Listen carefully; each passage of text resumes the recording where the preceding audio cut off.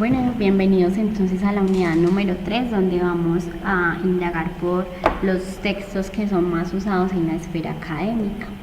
Entonces vamos a hablar de la escritura académica y sus diferentes tipos de texto.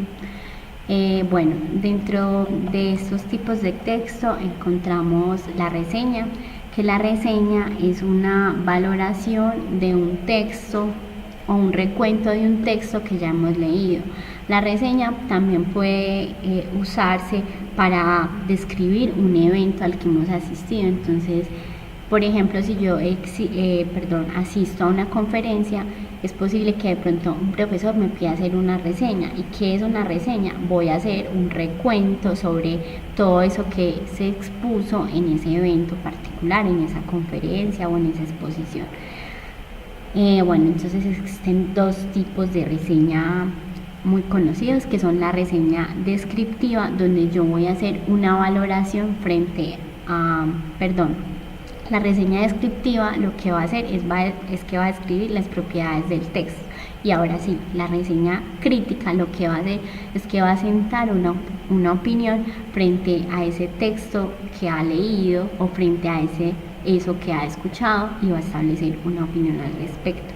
Entonces tengan en cuenta que la reseña se hace teniendo en cuenta un texto que yo voy a escribir o del cual yo voy a establecer una opinión o criterio particular.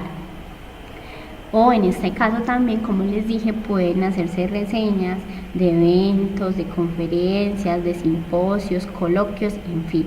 Pero entonces siempre acudiendo a esas dos modalidades, la descripción, donde voy a hablar sobre las propiedades del texto, o la reseña crítica, donde yo ya voy a sentar una posición respecto a ese texto que he leído o a ese evento al que yo asistí. Dentro de esos textos académicos también se conoce la monografía, que la monografía es un texto que es resultado de un proceso de investigación, pero la monografía desarrolla solamente una investigación, como su nombre lo dice, única, es decir, una investigación sobre un único tema. Y la monografía se reconoce también porque no es tan extensa como si lo puede ser la tesis. Entonces, en la monografía solamente hay información sobre un asunto determinado que aborda una temática particular. Bueno, también está la tesina, que la tesina también es un texto que es resultado de una investigación. La tesina lo que hace es que, se sugiere que una tesina sea elaborada de forma individual y es muy usada para aspirar a diferentes títulos, como por ejemplo pregrado, posgrado, doctorado. La tesina se caracteriza porque solamente se limita o abarca un campo de estudio. Bueno, ahora también está la tesis, que la tesis es una elaboración ya, digámoslo así, mucho más detallada, mucho más precisa frente a una propuesta o una problemática particular. La tesis, contrario a la tesina, sí puede articular diferentes campos de estudio, y estas tesis también se caracterizan porque son mucho más extensas. Pueden ser tesis de 200 páginas, en el caso de doctorado se reconocen tesis de 500 páginas, entonces todo depende también del nivel académico en el que se encuentre la persona que está escribiendo la tesis, porque va a ser distinta una tesis de pregrado a una de posgrado o donde ya se está realizando un doctorado. Entonces la tesis es una elaboración mucho más detallada, como les dije, donde se sienta como una propuesta, es un trabajo también derivado de la investigación, y es una investigación mucho más profunda, mucho más a profundidad. También otro tipo de texto que se usa mucho en la academia es el resumen que se elabora teniendo en cuenta otro texto, y allí entonces lo que nosotros hacemos en el resumen es retomar esas ideas centrales que desarrolla el texto. Un resumen no debe ser más extenso que el texto que yo estoy resumiendo, esa es como una obviedad que no debemos pasar por alto. Entonces siempre vamos a retomar esas ideas, esas tesis que desarrolla el autor, y las vamos a brevemente simplificar en un texto, donde nosotros vamos a dar cuenta de esas ideas o esos argumentos que desarrolla cierto autor. Por otro lado está el informe de la investigación, distinto a la tesis, a la monografía y a la tesina. ¿Por qué? Porque este informe de investigación no va a detallar la manera en cómo se hizo una investigación, es decir, no me va a hablar sobre la metodología, no me va a contar el marco teórico, sino que solamente ese informe de investigación me va a brindar los resultados a los que llegó a la investigación. Entonces solamente va a presentar como un informe de esos resultados, pero no me va a contar, digámoslo así, el paso a paso de cómo se desarrolló la investigación, el marco teórico, las perspectivas epistemológicas a las cuales acudió para desarrollar todo su proceso investigativo. Entonces, que quede claro, solamente se muestran esos resultados a los que llegó una investigación. También está este tipo de texto, que es uno muy importante para el desarrollo de sus habilidades académicas y comunicativas, y es el ensayo. El ensayo es un texto donde nosotros vamos a analizar un tema particular mostrando una opinión al respecto. Siempre entonces en los textos que son de tipo ensayístico vamos a acudir a un rigor argumentativo. Entonces por eso les hablaba de los tipos de argumento, para que ustedes los tengan en cuenta en esos textos ensayísticos, porque esos tipos de argumentos le van a dar validez a la opinión que ustedes están desarrollando en el ensayo.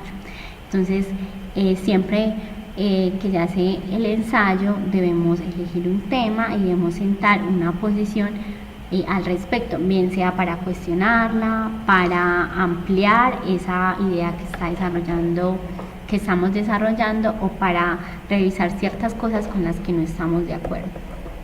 Entonces, los pasos para empezar a elaborar un ensayo son: lo primero que debemos hacer es hacer una lista de esas ideas o de esos temas que queremos investigar, y una vez tengamos lista el tema que deseamos investigar, debemos hacer una lista también donde podamos ordenar de manera lógica esas ideas que tenemos, y esas ideas luego las vamos a ir plasmando en el texto.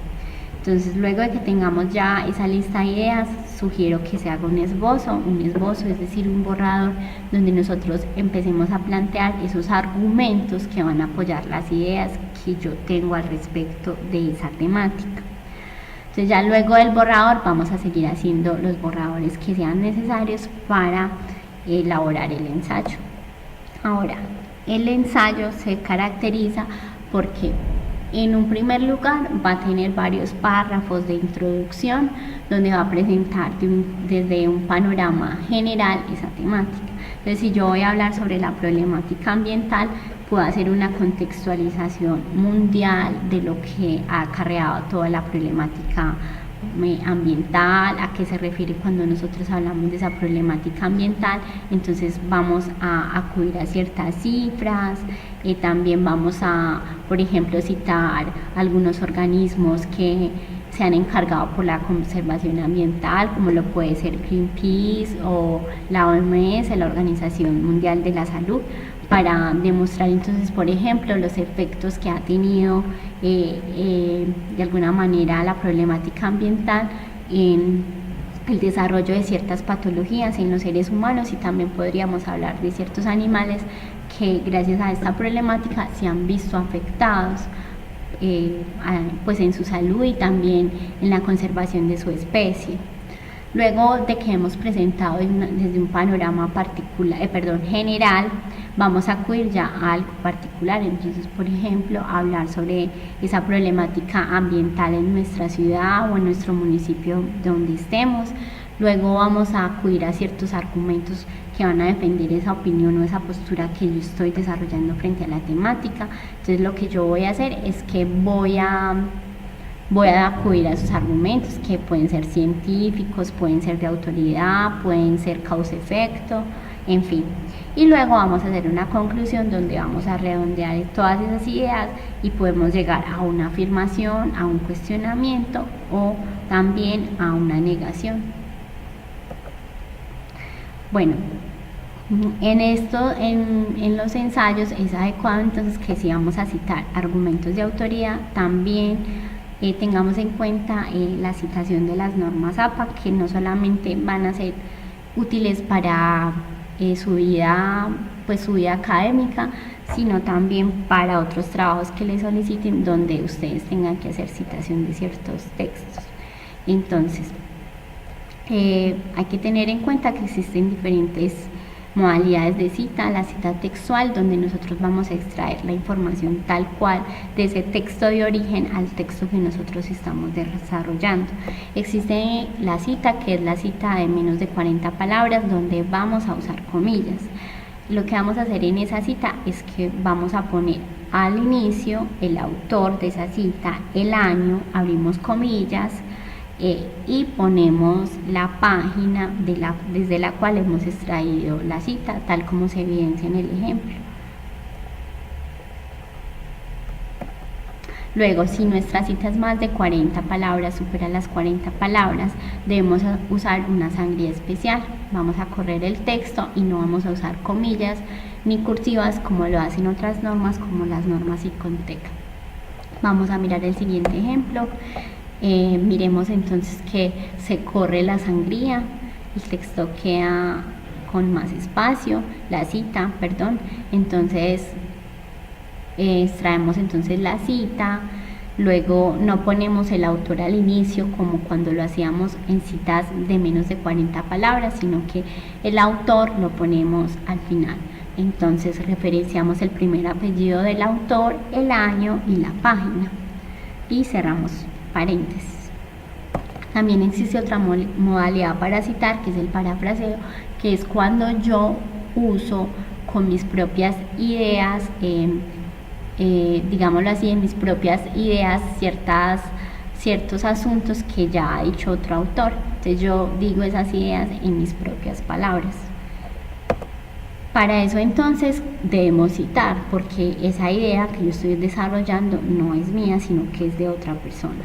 Entonces, una vez yo haya dicho con mis propias palabras esa idea del autor, como se evidencia en el ejemplo, vamos a citar al final, paréntesis, autor, el apellido, el apellido inicial primero y el año, y cerramos comillas. Esto es muy importante entonces para cuando vamos a citar y no incurrir, digámoslo así, en una infracción de derechos de autor.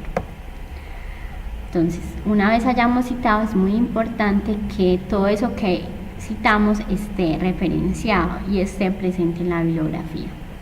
La bibliografía, como saben muchos, ese es el listado de todas esas citas a las que yo he acudido para de alguna manera dar mucho más rigor a mi texto. Esta bibliografía debe desarrollarse de la siguiente manera, siguiendo las normas APA. La bibliografía debe estar en sangría francesa, como lo muestra el ejemplo.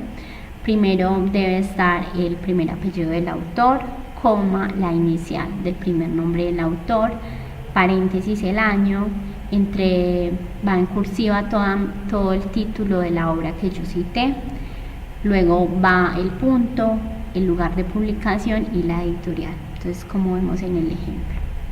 Luego, también hay una manera particular de citar si vamos a citar dos autores. Entonces, primero hacemos uso de la misma manera como lo mostré en el ejemplo anterior, el autor, la inicial, y vamos a hacer uso de la conjunción y luego de la conjunción y entonces ponemos ese apellido y esa inicial de ese otro autor y ponemos el nombre el año y ya el nombre de la obra que nosotros estamos referenciando. También hay una forma particular de citar revistas académicas, como lo muestro en el segundo ejemplo. Entonces allí, por ejemplo, el título de la obra no va en cursiva, lo que va en cursiva es la revista donde se alberga ese artículo. Entonces el nombre del artículo va normal, en letra normal, y digámoslo así, la revista sí es la que debe ir en cursiva y debe incluir el volumen de la revista, el número, coma y las páginas. El número de la revista debe estar entre paréntesis, tal como se muestra en el ejemplo. Ahora también hay una forma para citar desde internet y es así. Se toma igualmente como se vio en los otros ejemplos, el apellido, la inicial, lo que va en cursiva es el título de la página, luego ponemos el lugar de publicación, si tiene editorial, y luego vamos a poner recuperado de y ponemos la URL de donde hemos sacado esa cita de internet. Hasta aquí entonces está